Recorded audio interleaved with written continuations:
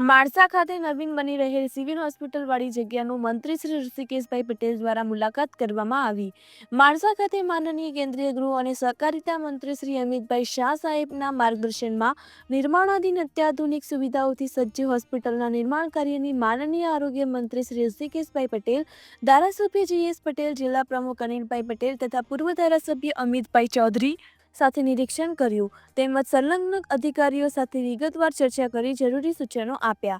આ ઉપરાંત માણસાની જનરલ હોસ્પિટલની મુલાકાત લઈ ત્યાંની સાફ સફાઈનું નિરીક્ષણ કર્યું તેમજ ત્યાંના સ્ટાફ અને વહીવટી વર્ગના કર્મચારીઓ સાથે ચર્ચા કરી દર્દીઓને યોગ્ય સુવિધાઓ મળી રહે તે સંદર્ભે જરૂરી સૂચનો પાઠવ્યા. આ સાથે જ માણસામાં નિર્માણ પામનાર મેડિકલ કોલેજ વિશે ચર્ચા કરી જરૂરી સૂચનો કર્યા.